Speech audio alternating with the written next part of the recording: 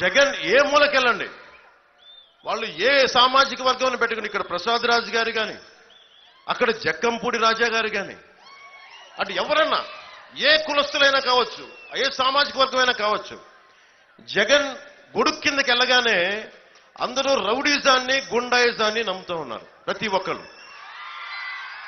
ప్రసాద్ రాజు గారు కూడా చెప్తా ఉన్నారు,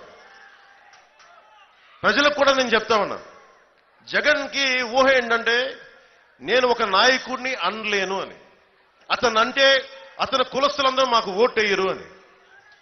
ప్రసాద్ రాజు గారిని తిడితే ప్రసాద్ రాజు గారినే తిట్టినట్టు, ఆయన సామాజిక వర్గాన్ని తిట్టినట్టు కాదు. అది శ్రీనివాస వర్మ గారిని అడగండి.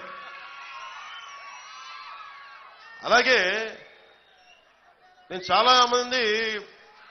నేను బయటికి రాగానే చాలా మంది ఆయన కాపలా కుక్కలు చాలా బయటకు వస్తాయి, ఆయన పెంపుడు కుక్కలు చాలా బయటకు వస్తాయి. బయటికి వాళ్ళందరికీ చులకన ఏంటంటే పవన్ కళ్యాణ్ మా సామాజిక వర్గం కాబట్టి మేము ఏదైనా అంచని తన్ని తగలేస్తాను, ఇలాంటి పిచ్చి వాగుళ్ళు వాగారంట.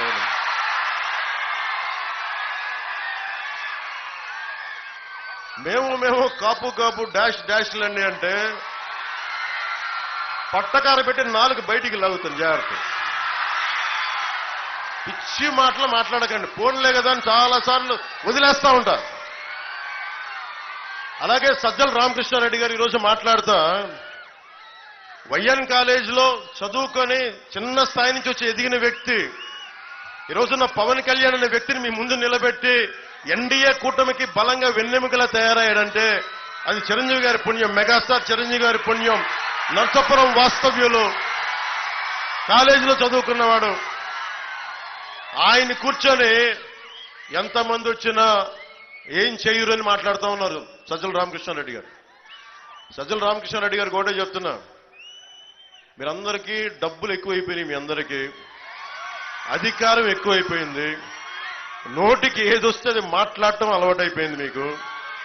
రజనీకాంత్ వచ్చి, సూపర్ స్టార్ రజనీకాంత్ గారు వచ్చి చంద్రబాబు గారి కోసం పాప ఏదో ఆయన బాగుండాలని బర్త్డే విషెస్ చెప్పి ఆయన చెప్తే ఆయన్ని కూడా తిట్టేస్తారు వీళ్ళు. మొన్నదాకా మెగాస్టార్ చిరంజీవి గారు పాపం ఆయన ఏదైనా పాలసీలు చెప్తే బాగున్నాయని ఎంకరేజ్ చేసినప్పటి వరకు చిరంజీవి గారు మంచోళ్లే. కానీ ఈ రోజున చిరంజీవి గారు జనసేనకి 5 కోట్ల రూపాయలు ఇచ్చి వారి అబ్బాయి రామ్ చరణ్ నువ్వు కూడా డబ్బులు ఇవ్వాలని చెప్పి జనసేనకి నిలబడాలని చెప్తే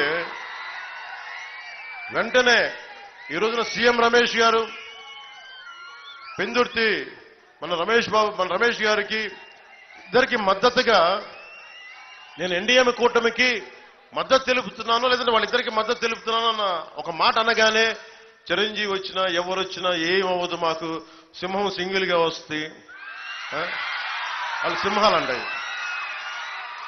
ఒక్కసారి మీ ముఖాలు చూసుకున్నారా? అర్థంలో మీరు సింహాల్లా ఉన్నారా? మీరు గుంట నక్కల సమూహంలా ఉన్నారు తప్ప మీరు సింహాలా? మీరు సింహం ఎలా ఉంటుందో చెప్తాను మీకు, అది గడ్డం చూసుకోదండి.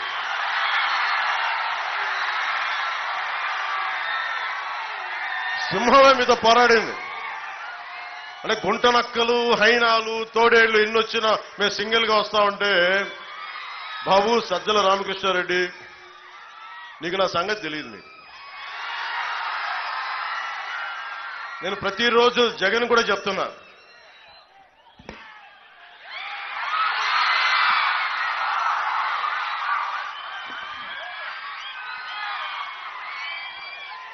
జగన్ కూడా చెప్తా ఉన్నా, నువ్వు కులాలని విడగొట్టి ఆంధ్రప్రదేశ్ ని పాడు చేయలేవు.